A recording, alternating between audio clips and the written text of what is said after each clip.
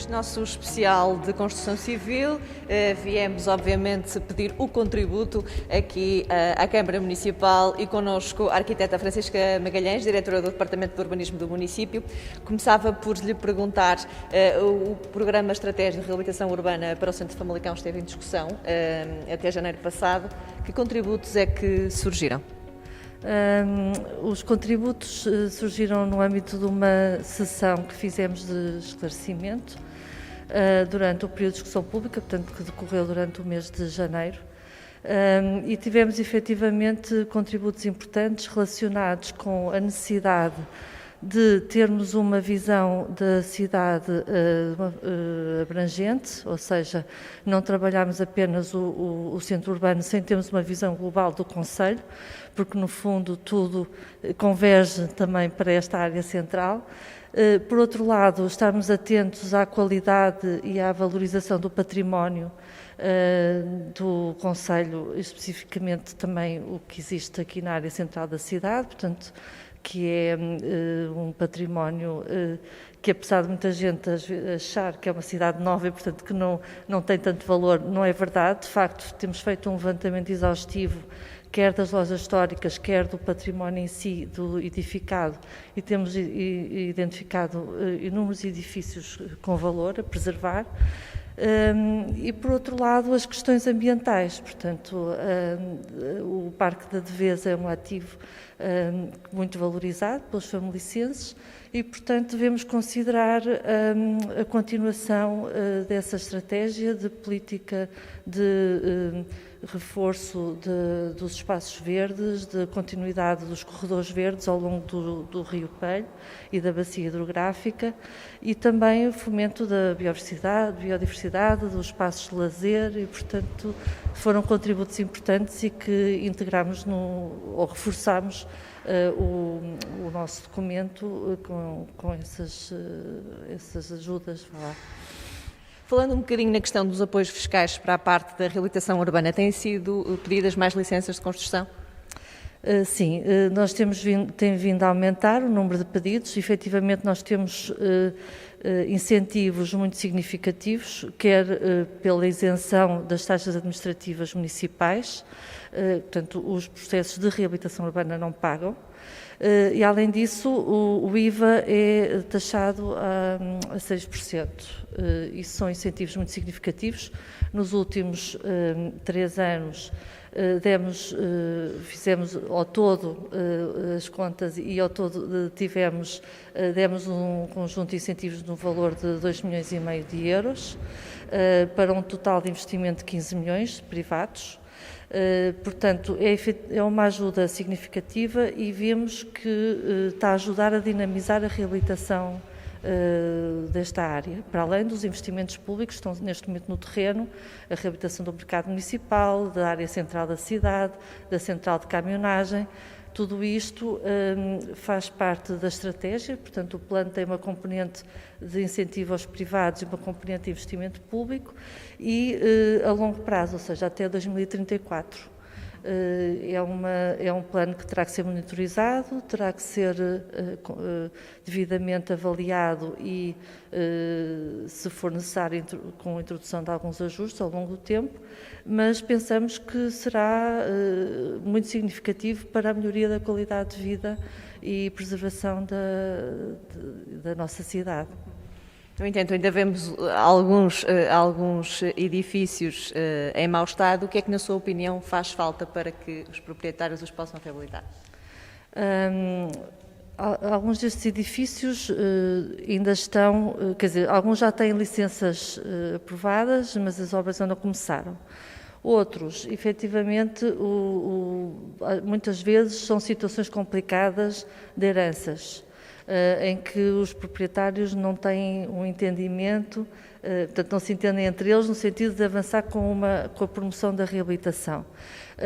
Mas a lei também prevê mecanismos a adotar, nomeadamente no caso dos edifícios devolutos em que se possa agravar o IMI, Ou então a própria Câmara pode depois atuar diretamente no sentido de chegar a um acordo, até inclusive agora estamos a definir a estratégia local de habitação para substituir ao proprietário, reabilitando e depois, ao fim de algum tempo, para recuperar esse investimento, possa devolvê-lo novamente.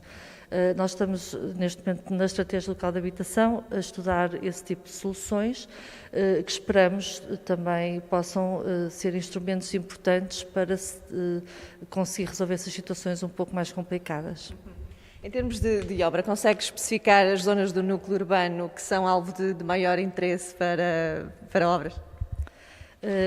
Portanto, neste momento, é a área central da cidade, que já não sofria intervenções de fundo desde os anos 70 e que é crucial, uma vez que é a zona comercial mais significativa no centro urbano. Depois temos a questão da adaptação do espaço público para a introdução dos modos suaves.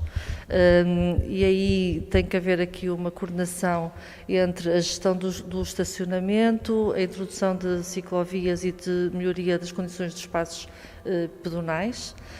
E depois também a articulação com as principais entradas da cidade em termos de acesso através de transporte público. E, portanto, a estação de caminhonagem no plano estratégico também está lá identificada, tal como a estação ferroviária.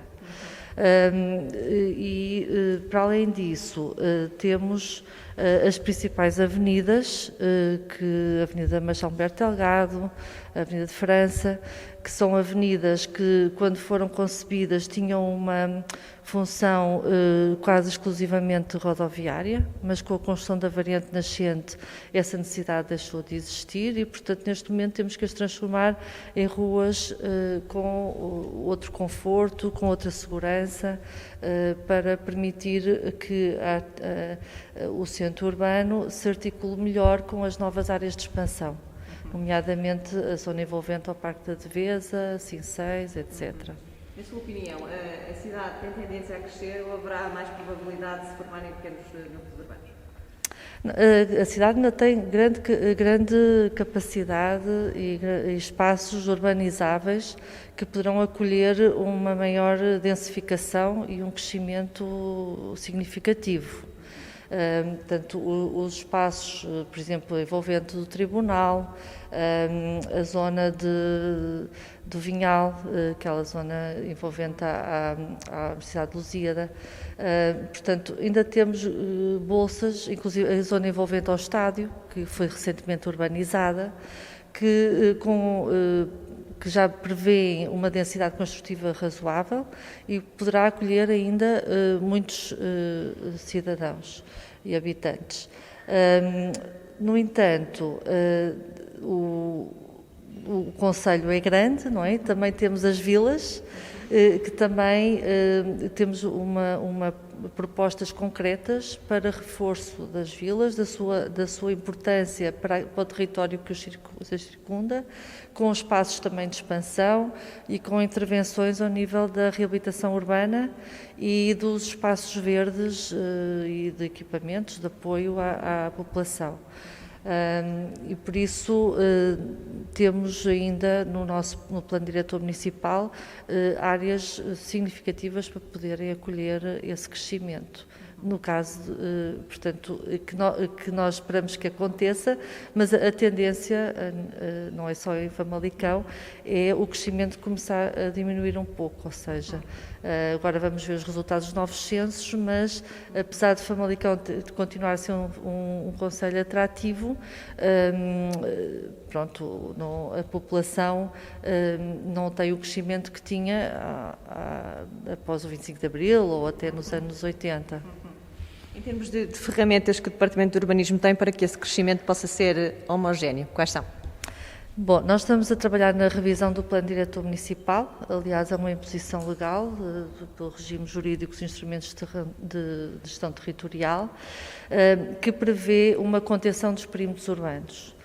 Os espaços urbanizáveis irão desaparecer, portanto, nós só podemos manter em solo urbano as áreas que estão infraestruturadas. Isto vai alterar um pouco, no fundo, os métodos de trabalho e também as expectativas dos proprietários.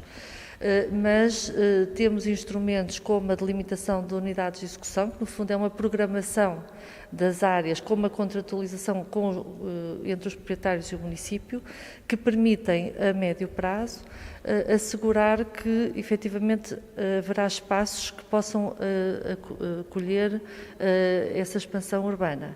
E por isso estamos a fazer um esforço grande junto dos proprietários, principalmente também das áreas empresariais, para que avancem com esse tipo de instrumentos de planeamento, para, em conjunto com a Câmara, assegurar que essas zonas serão infraestruturadas e poderão acolher novas construções. Mas isso tem que ser concluído, esse processo tem que ser concluído até ao final do ano, que é o prazo que nós temos para concluir a revisão do Plano Diretor Municipal. Que era essa questão que lhe ia colocar, como é que está o plano e que alterações significativas vamos ter? Sim, pronto, o plano neste momento está em revisão. Levámos recentemente, portanto, no final de janeiro, a reunião de Câmara, uma proposta para prorrogar o prazo de elaboração, tendo em conta a suspensão de prazos decorrentes da pandemia e também a necessidade de termos uma cartografia homologada que estava sujeita à homologação do IGT. Tivemos que, portanto, prorrogar um pouco o prazo para a conclusão da elaboração do plano. Mas esperamos concluí-lo até ao final do ano, início do próximo, apesar de o Governo já temos informação de que irá prolongar o prazo até dezembro de 2022 para os municípios concluírem essas revisões. Nós esperamos concluí-la antes e por isso, a proposta do plano, o que trará de novo é precisamente a eliminação dos espaços urbanizáveis e a programação de áreas de expansão, mas dentro dessas áreas já urbanizadas, ou então as que já forem, entretanto, contratualizadas com os proprietários, e também novas preocupações relativamente à mitigação das alterações climáticas, à introdução da mobilidade sustentável. A questão da habitação será primordial nos próximos anos.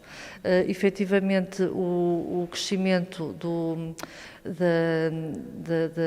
dos preços, não é? O aumento dos preços tem criado alguma dificuldade para as pessoas que não tenham tantas posses possam aceder à habitação condigna, e estamos a desenvolver a estratégia local de habitação no sentido de encontrarmos também ferramentas para conseguirmos colmatar essa lacuna. E será muito importante e será também vertido no Plano Diretor Municipal. Há planeamento para implementação de zonas industriais ou o aumento das fábricas assim o exige? O aumento das áreas empresariais, nós já temos neste momento grandes polos industriais e com área de expansão. Nosso receio é, efetivamente, se os proprietários não avançarem com as tais unidades de execução, que não se consiga garantir, na revisão do PDM, a manutenção dessas áreas. Por isso é que estamos a trabalhar no sentido de já prever essa programação e essa expansão de uma forma contratualizada, para que não haja essa falta de áreas para as novas empresas se instalarem. Arquiteta Francisca, muito obrigada pelo seu contributo. Até à próxima. Obrigada, bom dia.